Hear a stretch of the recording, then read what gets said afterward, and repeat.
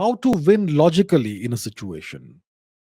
For example, for failure, for rejections, or for not achieving expectations for something, when the brain is occupied emotionally. Yeah, what do you do in a situation where you experience a setback in life, right? What do you do when things don't go wrong?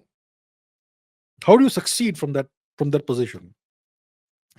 And especially when you are feeling emotionally down, when something goes wrong, emotionally it's gonna affect you very badly. So what do you do about this, right? And how do you win from there?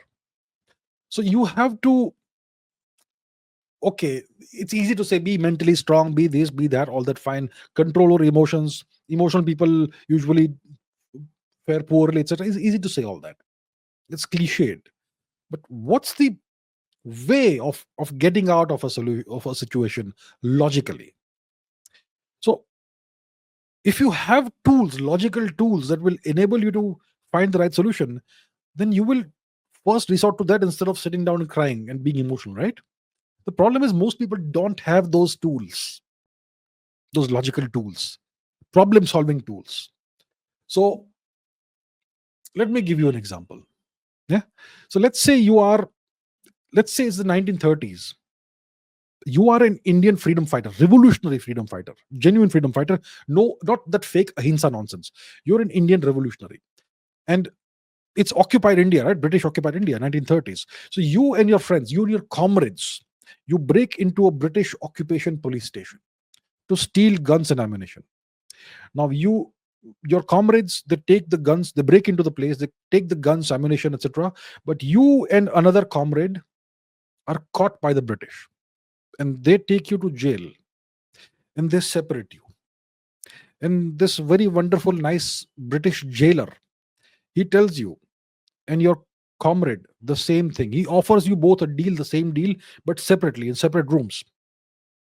So he says, you were caught on police station premises, you're trespassing. This carries a 1 year sentence.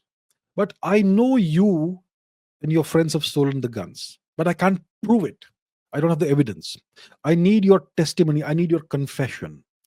So you are facing a 1 year sentence, but if you confess, I will set you free, but your partner will get a 10-year sentence. And I'm offering your partner the same deal. If both of you confess, your individual testimony is no longer gonna hold, and both of you will get a 3 year sentence. So when you find yourself in this situation, you're gonna be terrified. You're gonna be fearful. You will be dejected, and you'll probably break down mentally that I'm facing a 10-year jail sentence, or I'm facing God knows what in the jail, 1 year, 3 years, or 10 years, right? So should you just break down emotionally, or should you resort to logic, right? So you have to first tell yourself that if you are in jail for 10 years, you can't serve the nation. So your priority has to be to minimize your jail time. And you are not sure about your partner. You don't know whether he is reliable, whether he will stay quiet, whether he will confess, whether he will break down under pressure, mental pressure. You don't know what's going to happen. So the question is, what strategy should you choose? What strategy should each prisoner choose? Okay. So let's actually try and calculate what strategy the prisoners must choose. Let's open an Excel sheet and let me tell you how to logically do this thing. Okay, how to logically find a solution in a bad situation. So let's open an Excel sheet. Here is a blank Excel sheet. Let's zoomify in there. Okay. So you essentially have two prisoners, right? You are a prisoner and your friend is a prisoner. So you are P1, let's say, and you have two choices. Okay, be quiet or confess.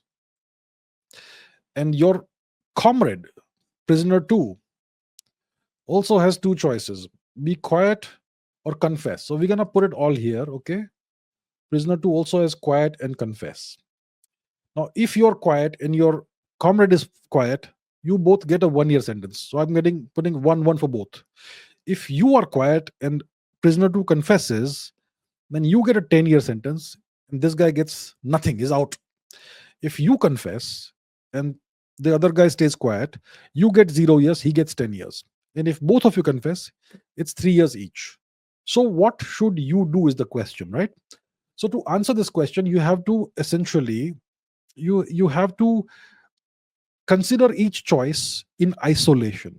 So let's see things from P1's perspective, that is prisoner one's perspective. Let's assume that he knows that P2 will stay quiet. Okay, let's assume that he knows that P2 will stay quiet. And so let's not consider at all what happens to P2. You are only concerned with what happens to you. So instead of P2's one, we'll put a question mark here, and over here also we will put a question mark. So we know that P2 will stay quiet. So if P1 stays quiet, he gets a 1 year sentence. If P1 confesses, he gets freedom, 0 years.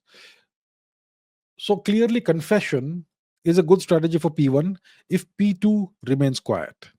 But what if P2 confesses? So let's look at that scenario. Okay, let's look at that scenario. We will take this and put it here.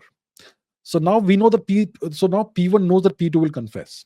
So P1, if he stays quiet, he's going to get 10 years. If he confesses, he's going to get only 3 years. And we'll put question marks here because we're not concerned about what happens to the other guy. This is just logic. So once again, confession is the better option. Here also, confession is the better option. So for prisoner one, irrespective of what prisoner two does, confession is the better option. This is simply logic. Now let's look at things from P2's perspective. Okay, let's look at things from P2's perspective. So once again, let's copy this and put it here.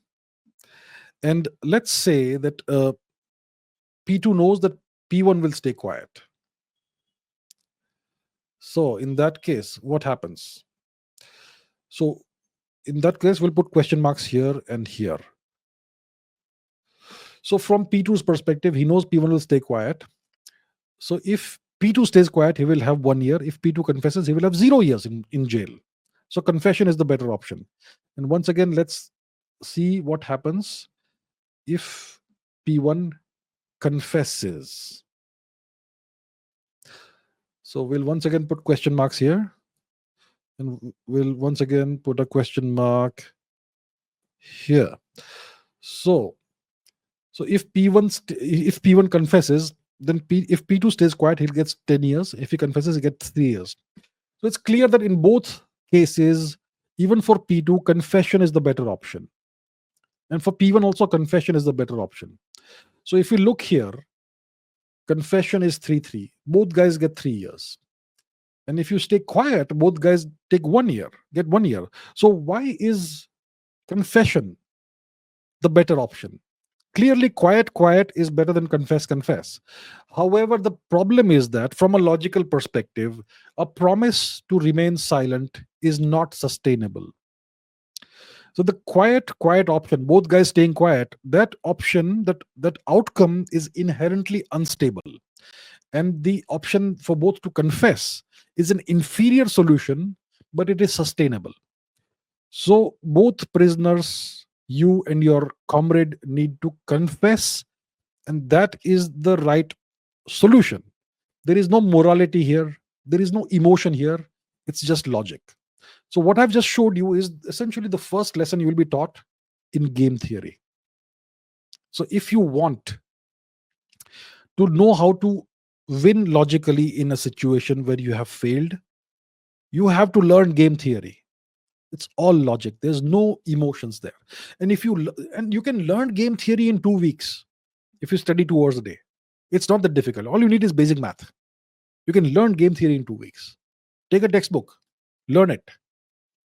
Once you have that tool in your arsenal, you will, and you find yourself in a bad situation, your first response will not be to cry or to feel dejected. It will be to find a solution via game theory. So my point is, if you want to win logically in any situation of failure, learn game theory, learn logic, learn how to apply these learnings in real life situations. That's how you win logically in any situation. All right, it's all about logic and causality. Learn game theory, it's not that difficult.